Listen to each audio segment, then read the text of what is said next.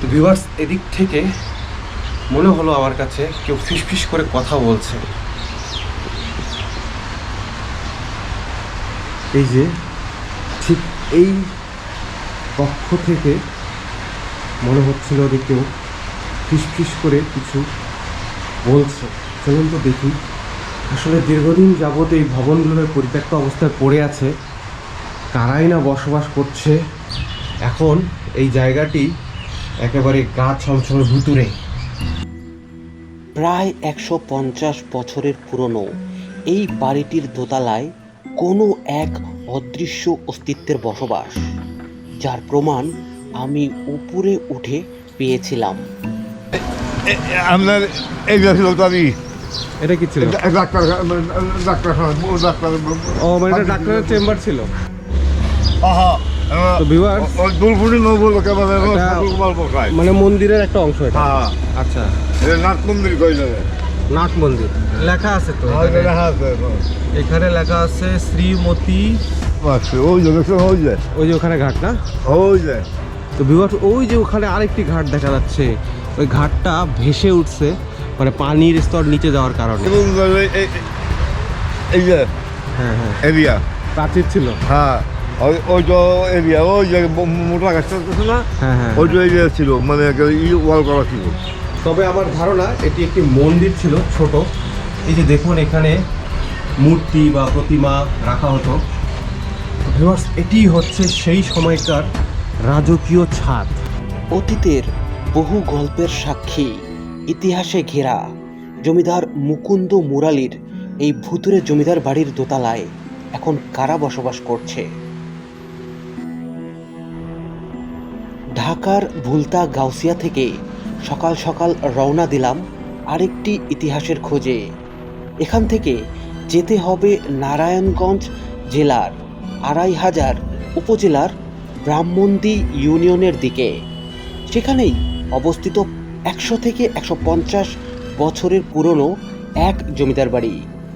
সেই জমিদার বাড়িটিকে বলা হয় বালিয়াপাড়া জমিদার বাড়ি। স্থানীয়ভাবে সেই বাড়িটিকে বলা হয় বাইল্লাপাড়া জমিদার বাড়ি।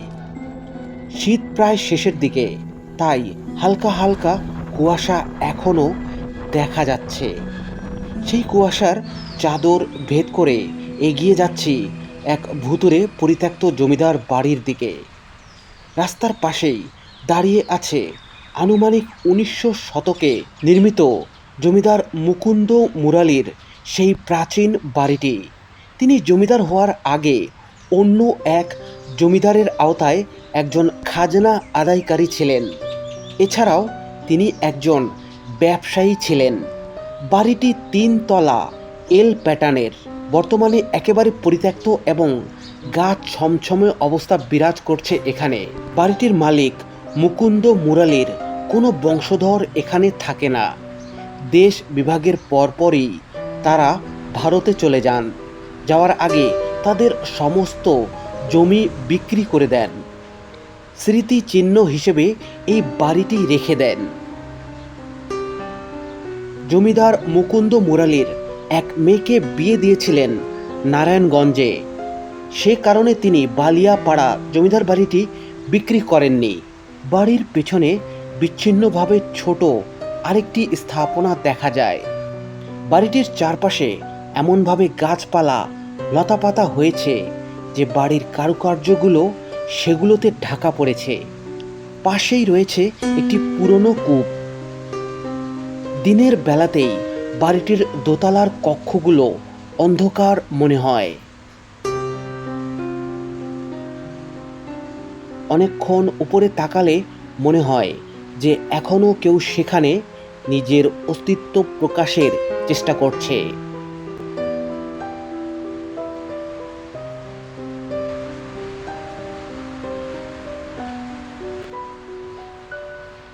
বাড়িটির কারুকার্যগুলো অতীতের রাজকীয়তা এখনো তুলে ধরছে।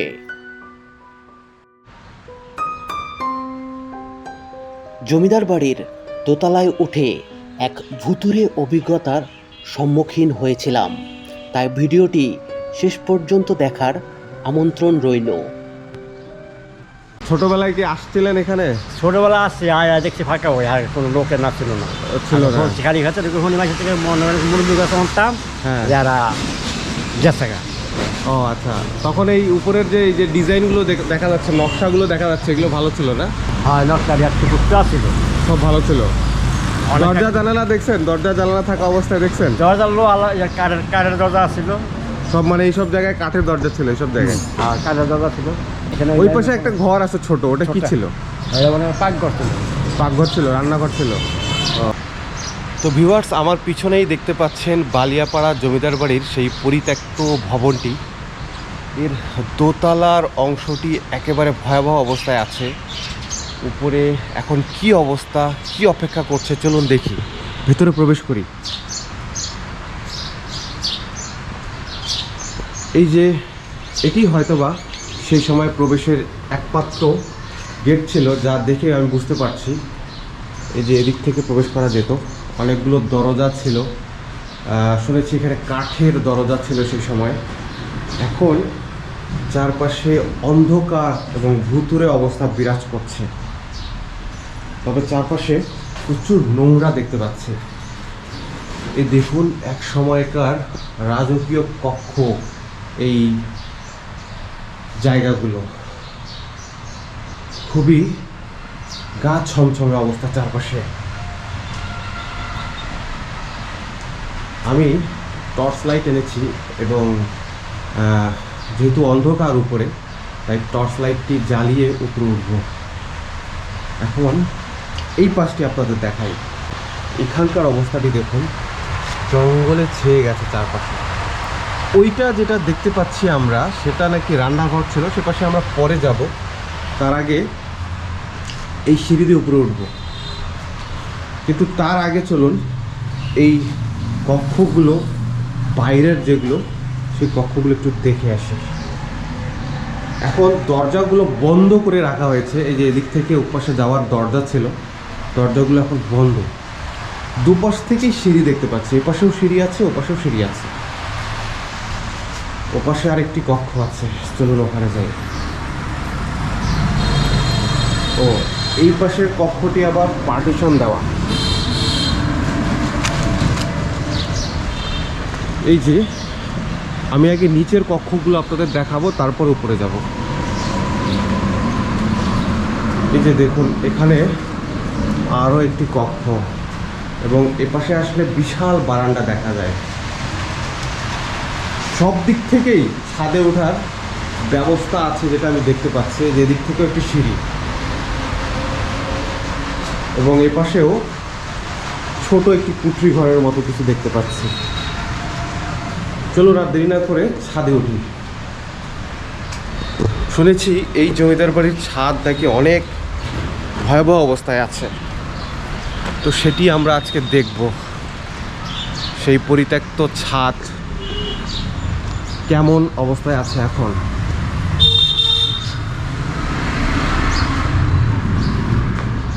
এই যে সিঁড়ি দিয়ে উপরে উঠবো, টর্চ লাইটটাকে জ্বালিয়ে নিই। জানি না কি অপেক্ষা করছে সেই ছাদে। সিঁড়িগুলো তো খুবই সংকীর্ণ দেখতে পাচ্ছি, চারপাশে প্রচুর মশা। সেই সময় এইভাবে সিঁড়িগুলো তৈরি করা হতো কেন, আমি এটা অনুমান করতে পারি না, কারণ খুবই সংকীর্ণ এবং উঠতে অনেক কষ্ট হয়। এই যে দেখুন, একেবারে মনে হচ্ছে যে পড়ে যাওয়ার মতো অবস্থা। তো আমি এখন এই জমিদার বাড়ির দোতলায় প্রবেশ করলাম। এটি হচ্ছে দোতলা। এই যে দেখুন, এখানেও দুটি দরজা।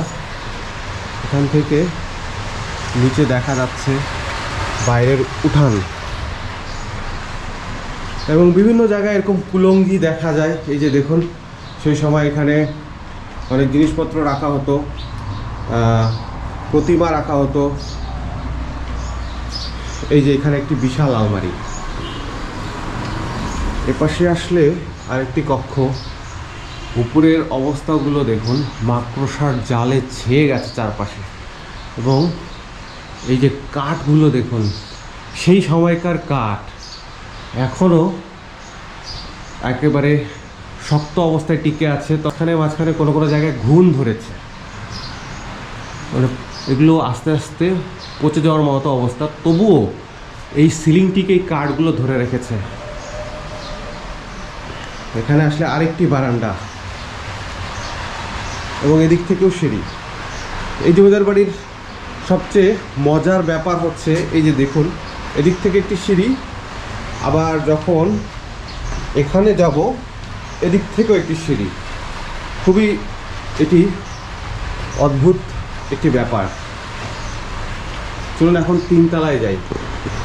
শুনেছি তিনতলার অবস্থা নাকি খুবই নাজুক। তো ভিউয়ার্স, তিনতলায় ওঠার যে সিঁড়িটি সেটা কিছুটা এরকম, খুবই খাড়া একটি সিঁড়ি, মানে খুবই সংকীর্ণ জায়গাটি। একবার যদি পা পিছলে যায় তাহলে একেবারে নিচে পড়বেন এবং আঘাত লাগতে পারে। তো ভিউয়ার্স, এদিক থেকে মনে হলো আমার কাছে কেউ ফিসফিস করে কথা বলছে। এই যে ঠিক এই কক্ষ থেকে মনে হচ্ছিল যে কেউ ফিসফিস করে কিছু বলছে। চলুন তো দেখি। আসলে দীর্ঘদিন যাবত এই ভবনগুলোর পরিত্যক্ত অবস্থায় পড়ে আছে, কারাই না বসবাস করছে সেটা আসলে অনুমান করাটাও খুবই কঠিন। দেখুন কি ভয়ঙ্কর অবস্থা চারপাশে। এখন চারপাশের এত নীরবতা, ভয়ও করে। আসলে কারা বসবাস করে এখানে এখন? এই যে পাশে আসলে একটি কক্ষ, এখান থেকে আসছো নাকি? হতে পারে আমি অন্য কিছু শুনেছি, তবে শব্দটি মনে হচ্ছিল যে কেউ ফিস ফিস করে কিছু বলার চেষ্টা করছে। তো যাই হোক, এই ভবনটি আমার কাছে, দোতলার ভবনটি আমার কাছে খুব একটা স্বাভাবিক মনে হচ্ছে না। আর দেরি না করে চলুন উপরে উঠি। উপরে উঠলে একটু ভালো লাগবে, কারণ উপরে ফাঁকা জায়গা এবং এইসব বদ্ধ ঘর, বলা যায় না কারা থাকে এখানে। তো এই সংকীর্ণ সিঁড়ি দিয়ে আমি এখন উপরে উঠছি।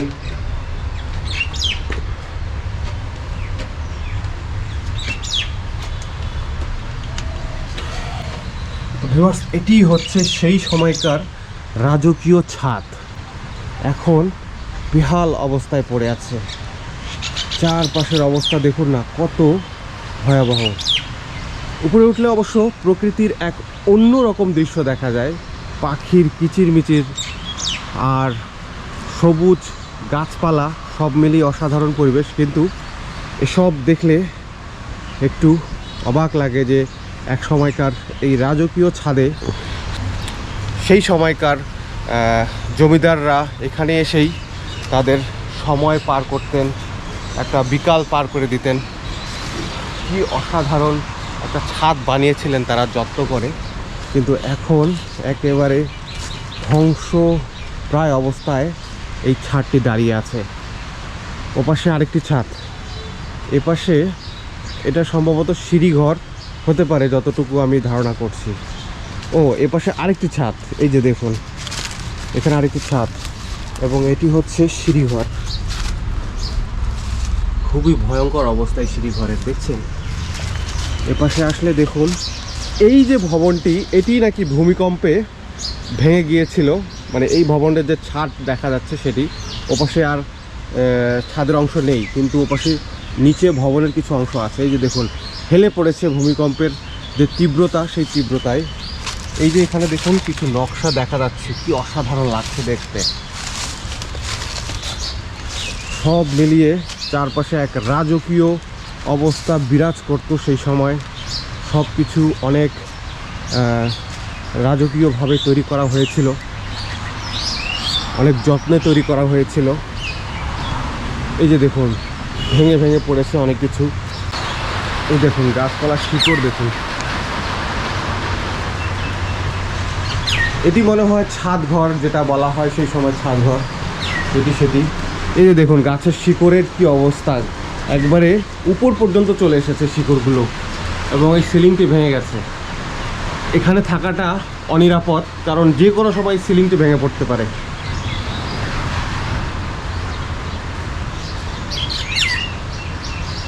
এই পাশের বিশাল গাছটি অনেক পাখির বসবাসস্থল।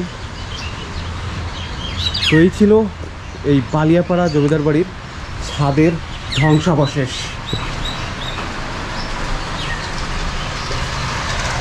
উপর থেকে নিচে দেখাই, ওই যে ওটা রান্নাঘর ছিল।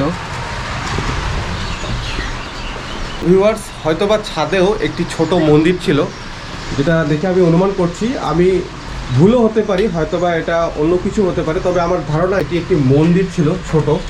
এই যে দেখুন, এখানে কুলঙ্গি রাখা আছে, এখানে হয়তোবা মূর্তি বা প্রতিমা রাখা হতো, এবং এখানে একটি উঁচু জায়গা দেখতে পাচ্ছি, এবং এটি সিঁড়ি ঘরের একেবারে পাশেই ছোট একটি ঘর।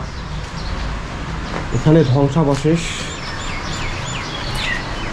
সব মিলিয়ে এখন এটি ধ্বংসপ্রায় অবস্থায় দাঁড়িয়ে আছে। তো ভিউয়ার্স, চলুন এখন নিচে যাই।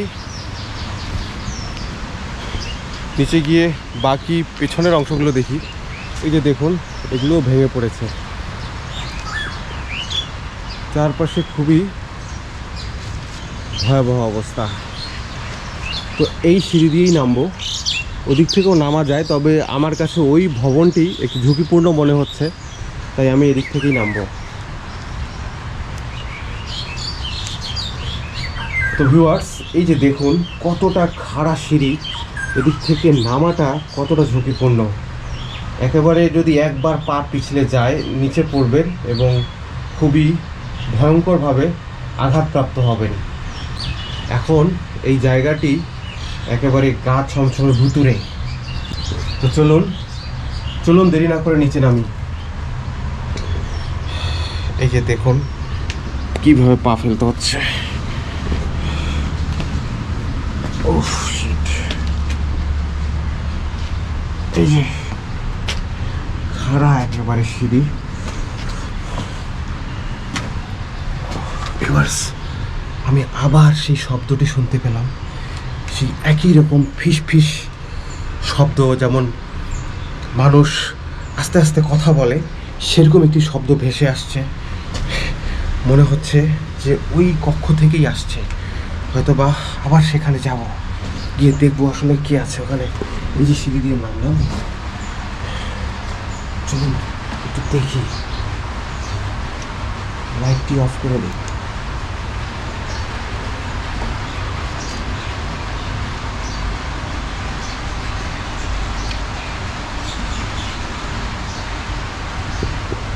কেউ নেই, কিন্তু শব্দ বারবার আমি একই রকম, মানে একই যে কণ্ঠস্বর, একই কণ্ঠস্বরের ফিসফিস শব্দ এই দ্বিতীয়বারের মতো আমি শুনতে পেলাম। এটা আসলে কেন হচ্ছে বারবার এই কক্ষ থেকে ভেসে আসছে, এই কক্ষ থেকে। এখানে তো আমি ছাড়া কেউ নেই, তো কেন এই শব্দ ভেসে আসবে? এবং এমনও না যে এই জমিদার বাড়িটি কোনো নীরব জায়গায়, নিস্তব্ধ জায়গায়, আশেপাশে লোকালয় আছে। তবে এখন এই সময়ে, এই মুহূর্তে যেহেতু আমি একা আছি, এরকম এই শব্দ হওয়াটা খুবই অস্বাভাবিক একটা ব্যাপার।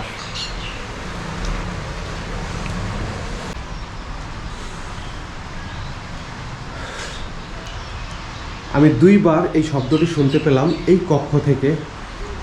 এই রহস্যটা আসলে রহস্যই থেকে গেল। কে ছিল বা কারা ছিল এটা বলা খুবই মুশকিল। আসলে এরকম পরিত্যক্ত বাসায় এরকম হওয়াটা স্বাভাবিক, এটা অস্বাভাবিক কিছু না।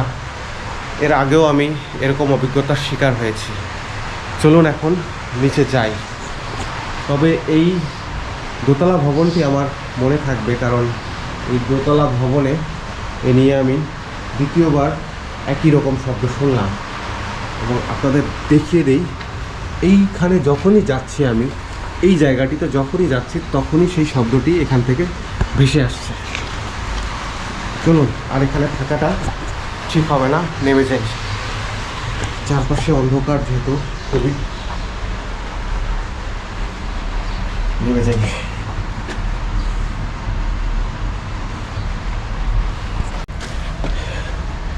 এবং খুবই ঝুঁকিপূর্ণ পুরো ছাদটি এবং এই পুরো ভবনটি। হয়তো বা আজ থেকে 5-6 বছর পর বা সর্বোচ্চ হলে 10 বছর পর এই ভবনটির আর কোনো চিহ্ন হয়তো বা খুঁজে পাবো না আমরা, যেটা দেখে মনে হচ্ছে। এই যে দেখুন, এটি ছিল দোতলা যে সিঁড়িটি, সেটি। তো এখন নিচে যাই এবং অন্যান্য যে জায়গাগুলো সেগুলো ঘুরে দেখি। এই যে এখানে দেখেন কিছু অংশ তৈরি করা হয়েছিল, এগুলো আসলে আমি ধারণা করতে পারছি না এগুলো কী। ভিউয়ার্স, আমি বের হয়ে গেলাম সেই ভবন থেকে, জমিদার বাড়ির। খুবই ভয়ঙ্কর একটা অভিজ্ঞতা হলো।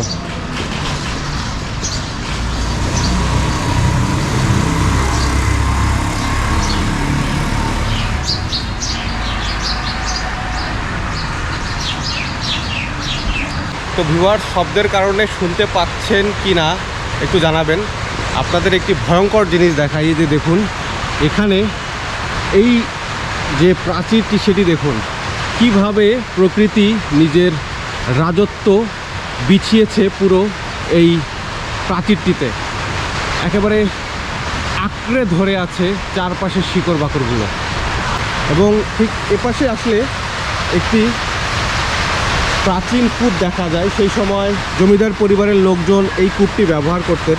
এখন একেবারে পরিত্যক্ত এবং এর তলদেশ দেখা যায় না, এখন সব মাটি দিয়ে ভরে গেছে।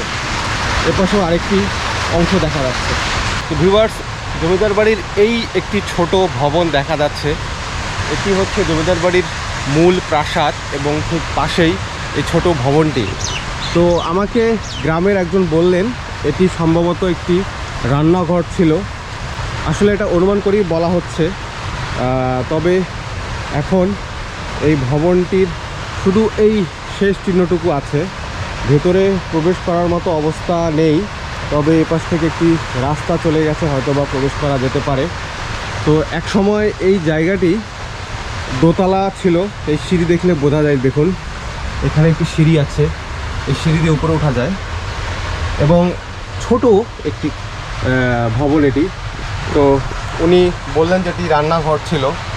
এখন এটা নাও হতে পারে, তবে আমারও তাই মনে হচ্ছে এটা রান্নাঘরের মতো, কারণ এই ছোটোখাটো যে জায়গাটি এটি রান্নাঘর হিসেবে ব্যবহার হবে, এটাই স্বাভাবিক। এপাশেও আরও অংশ ছিল, কিন্তু উপরেও আবার জায়গা ছিল। ওই যে এই ভাঙা অংশগুলো তারই প্রমাণ। এখানে অনেকগুলো ভাঙা অংশ দেখা যাচ্ছে, অনেক দূর পর্যন্ত এটি বিস্তৃত ছিল। শুধু ওটা না, মানে এই পাশের পুরো অংশটি নিয়েই এই বিশাল রান্নাঘরটি ছিল। আমি প্রথমে ভেবেছিলাম অতটুকুই এই রান্নাঘরটি, কিন্তু না, এটা অনেক বড় একটা জায়গা নিয়েছিল। যদি ওই এলাকাবাসী যিনি বললেন আমাকে এটা রান্নাঘর ছিল, উনি যদি সঠিক হয়ে থাকেন তাহলে। তো ভিউয়ার্স, ওই যে জমিদার বাড়ির ভবনটি এবং এখানেও একটি অংশ দেখা যায়। এই যে দেখুন, ধ্বংস হয়ে গেছে। এখান পর্যন্ত হয়তো বা প্রাচীর ছিল। আপনার নাম কি? আমার নাম বাদল চন্দ্র পোদ্দার। মাধব? বাদল চন্দ্র পোদ্দার। বাদল চন্দ্র পোদ্দার। হ্যাঁ। ও আচ্ছা আচ্ছা, আপনি এখানকার স্থানীয়? হ্যাঁ, আমার নিজেদের স্থানীয়। তো মানে ওনারা যখন জমিদারি করতেন তখন কি আপনি দেখছিলেন ওনাদের? না, দেখেন নাই। শেষ জমিদার কে ছিলেন? জমিদারি বাড়ি তো এইটা না, জমিদারের তো অমুলা। আচ্ছা, এইটা মানে জমিদার বাড়ি না, এই বাড়ি অনেক পরে এই বাড়ি। ও মানে এই বাড়ি, এই বাড়ি অনেক পরে এই বাড়ি, পুরাতন। এইটা অনেক পরে। আমরা যে জমিদার বাড়ির অংশ ছিল। আমরা যে কয়েক ভ্যালি আছি, জি জি জি, এর মধ্যে যে আমরা এই কয়েক বাড়ি যাই, রাষ্ট্র উৎপার হয়। ও মানে এটা সবচেয়ে পুরাতন। হ্যাঁ, একটা পুরাতন ছিল ওইটা, মানে এইটা মানে এখন ওটা এখন নাই। অন্য এখন নিয়ে নিছে। মানে ওইটা হচ্ছে নতুন জমিদার বাড়ি। ওইটা মানে নতুনের মধ্যে পড়ে। হ্যাঁ হ্যাঁ, এইটা খুব একটা এই মনে করেন 100 বা 200 বছর হইব। মানে সর্বোচ্চ হলে 150 বছর। হ্যাঁ, খুব আর এই যে বন্ধু 400 উপরে। এটা কত? 450 করে রাষ্ট্র উৎপার হইলো কত বছর হয়? কত? 50 করে যদি হয় 8 বছর কত কত বছর হয়? মানে 400 বছর। এরকম আমাদের 400 বছর তো উপরে এটা এটা এটা যে নির্মাণ করলো, এটা কোন জমিদার নির্মাণ করলো? এটা? এইটা এটা বলতে পারেন। আপনাদের পূর্বপুরুষরা করছে নাকি? হ্যাঁ, হ্যাঁ, মানে এটা কি আপনাদের পূর্বপুরুষদের? হ্যাঁ, তাহলে তো এটা অনেক অংশ দেখতেছি ভাঙা বাইরে থেকে, যেটা দেখে মনে হয়। মনে করেন এখনো এটা যেই আছে, এই যে ভূমিকম্প কিছুদিন আগে গেল, জি জি জি। আমরা কিন্তু খুব একটা বুঝতে পারিনি। এত শক্ত মজবুত এটা? অনেক অন্তত এইটা এই ইটা অর্ডার দিছে অন্তত 18 ফিট, এই 3 ফুটের উপর হইব। তাহলে আপনি বলছেন এটা 400 বছরের মতো হবে? এটা কি আপনাদের মন্দির নাকি? এখানে প্রতিনিয়ত পূজা হচ্ছে এখন? তাহলে এটা হচ্ছে আপনাদের, এটা তুলসী? আচ্ছা আচ্ছা। এই যে 400 বছর পুরাতন, এটা আপনি কার কাছে শুনছেন? আপনার পূর্বপুরুষদের কাছে? আমার পূর্বপুরুষ যারা ছিল তারা আচ্ছা। কয়ে আমার দাদু ছিল, তারা কয়ে গেছে মাসের আগে ঠাকুর করবো, ও, আমার দাদুর কথা। উপরে তো অনেক নকশা টকশা দেখতে পাচ্ছি। তো ভিউয়ার্স, উনি বলছেন এটা 400 বছর পুরাতন একটি বাসা। উপরের নকশাগুলো দেখুন কি অসাধারণ। এটা তো অনেক বিস্তৃত ছিল না? এপাশেও আরো জায়গা ছিল নাকি? হ্যাঁ হ্যাঁ, এটা মনে হয় যে এবং এই যে হ্যাঁ হ্যাঁ, এরিয়া, প্রাচীর ছিল। হ্যাঁ ওই তো এরিয়া, ওই যে মোটা গাছটা আছে না, হ্যাঁ হ্যাঁ, ওই তো এরিয়া ছিল, মানে ওয়াল করা ছিল। পুকুর টুকুর ছিল নাকি কোনো? না না, এখানে ছিল। সামনে নদী আছে, ব্রহ্মপুত্র নদী আছে। আচ্ছা আচ্ছা। তাহলে আপনারা আপনি যখন প্রথম এটা দেখলেন তখন তো আরো ভালো ছিল অবস্থা? ওখানে এরপর আমরা কাজ করা হিন্দি করে ও, কাজ করা আপনি এই জমিদার বাড়িতে যারা ছিল, যে পরিবার, তাদের কাউকে দেখেন নাই? হ্যাঁ, সবাই দেখছি। দেখছেন? হ্যাঁ, ও, মুকুন্দ সুরেন্দ্র সাহেবের নামই বললাম। আচ্ছা আচ্ছা মুকুন্দ সাহেব করতে অন্য কাজ, আচ্ছা। আর সুরেন্দ্র সাহেব করতে ডাক্তারি, তার ফার্মেসি ছিল। ইনি মুকুন্দ মুরালি যিনি আছেন, মানে যিনি ছিলেন আর কি, উনি তো খাজনা আদায় করতেন, তাই না? খাজনা নিতেন? সে হইতে পারে, সঠিক বলতে পারেন না। কিন্তু আরেক ভাই মানে ডাক্তারি করতো, আচ্ছা ওইটা আমি দেখছি ডাক্তারি করতো। আচ্ছা, ওনার এক মেয়ের বিয়ে হয়েছে না এখানে নারায়ণগঞ্জে, মুকুন্দ মুরালির? এই ব্যাপারে কিছু জানেন? না, এই বাবা। আচ্ছা আচ্ছা। শুনেছি যে এই আমি বাড়িটা জানি- নাকি উনি বিক্রি করেন নাই, না, ঠিক আছে। ছুঁয়ে গেছে আর কি। আপনার এই সুরেন্দ্র ছিল, তার এক ছেলে ছিল লিসাগরের নাম, মানে আপনার এইটা ছিল তারই এটা কি ছিল? ডাক্তার। ও, মানে এটা ডাক্তারের চেম্বার ছিল? হ্যাঁ, এই যে এদিক থেকে ঢুকি। মানে আপনার ফার্মেসি ছিল, বুঝলেন? বুঝছি। মানে এটা ওনাদের হ্যাঁ, ডাক্তারের চেম্বার ছিল আর কি। এই জন্য উনি ফার্মেসি কিন্তু ভাই ছিল। ও আচ্ছা আচ্ছা। সেই সময় আপনি ঢুকছেন এখানে? না না, তখন ঢুকেন নাই? না না, তখন ঢুকেন নাই। তখন ঢুকিনি। তো দেখতে তো এখন একেবারে ভাঙাচোরা মানুষ, তখন তো খুব ভালো ছিল। হ্যাঁ, খুব ভালো ছিল। তখন মনে করেন যত্ন মিলায়, রত্ন মিলে পরিষ্কার কথা। এখন তো একেবারে পরিত্যক্ত। এই যে জমিদার এদিকে আপনার আছেন, আচ্ছা। এখানে যে জমিদার নাম জি। কিশোরী পোদ্দার। আচ্ছা। কিশোরী পোদ্দার জানি, মানে এইখানে জমিদার হাগলা মাটি এই নিত, জি। বা ই নিত, জি। এই বাড়িটা ছিল। ও, ওই যে ওইটা। এই জমা, এই জমা এখানে কি এটা কাচারি ঘর ছিল বলা যায় নাকি? মানে যেখানে খাজনা নিত? খাজনা কোন অফিস? জায়গায় নিতে আমি দেখিনি, কিন্তু এইটা মানে ছিল। এইগুলো কিছু মানে জমিদার ছিল। ও, এটাও কি এই যে মুকুন্দ মুরালি? না না না, এটা আলাদা। কিশোরী পোদ্দার। এটা ওনারই বংশধর আর কি? না না, ওটা আলাদা। হাই হালকা। আচ্ছা। তো এখানে কি কাজ হইতো সেটা একটু বলেন আরেকবার। এইখানে মানে বেলায় মানে জমিদারি করতো, খাজনা কিন্তু অনেক তাহলে কিছু এটা ছিল। কাচারি ঘর ছিল? হ্যাঁ। তাহলে এটা কাচারি ঘর ছিল, মানে ওই যে কাছারি ঘরে কি আসে এটা আমি সঠিক করে জমিদারি না, কাচারি ঘর হচ্ছে ওই যে যেখানে খাজনা পাতি নেয়, কাগজপত্রের কাজ। বুঝছি না, এইটা আমি দেখিনি। দেখেন না আপনি? ওটাই আর কি, ওই একই জিনিস। আচ্ছা, এদিক থেকে কি পুকুরটা? হ্যাঁ হ্যাঁ।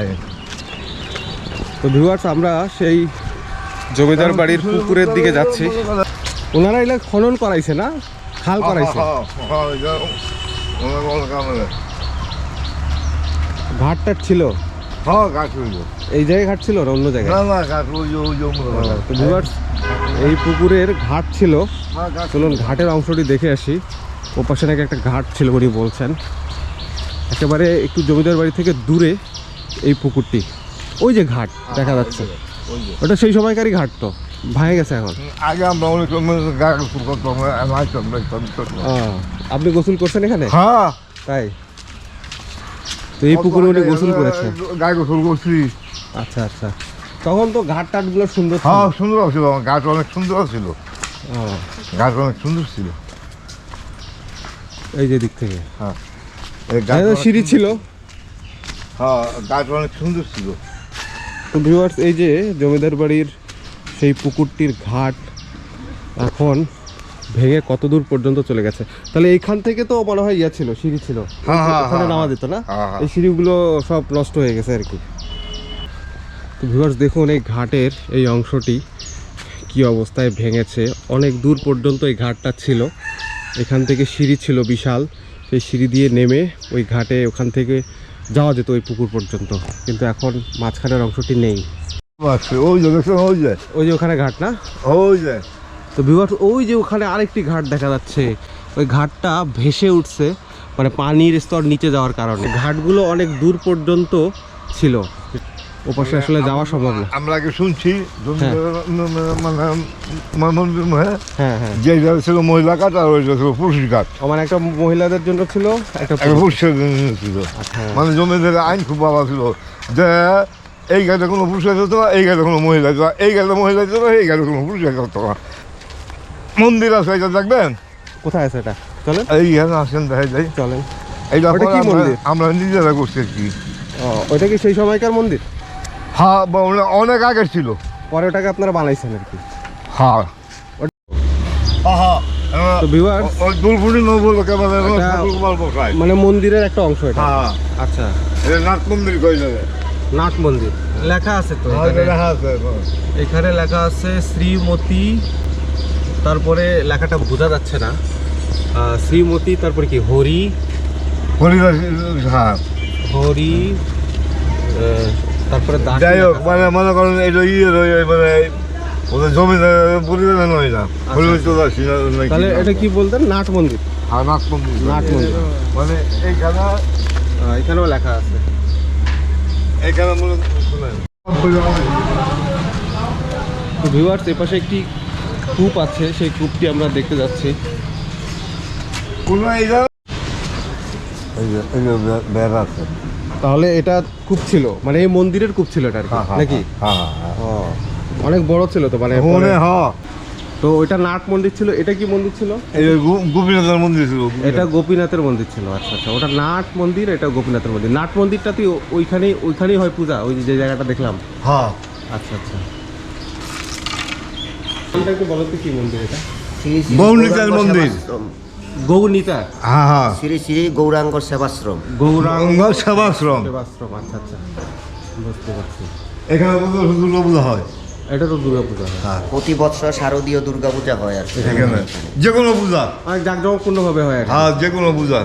এইটা কি সেই জমিদারি আমলেরই মন্দির? হ্যাঁ পরে পরে আপনারা নতুন করে বানাইছেন? হ্যাঁ, আমরা বলেন নিজেরা করে নিছি ভাই। জমিদার আসছিল ওইখানে। ও, আগের যে মন্দিরটা ছিল সেটা নাই এখন? না না ভাই গেছিল। সেখানে ছিল তো এখানে? হ্যাঁ ছিল ছিল।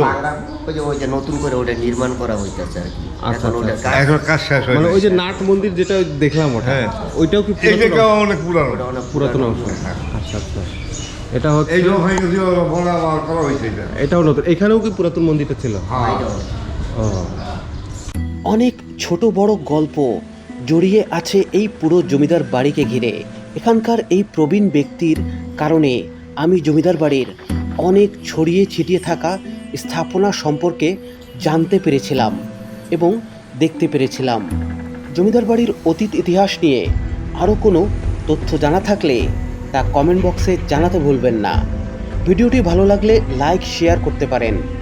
চ্যানেলে নতুন হলে সাবস্ক্রাইব করে রাখুন।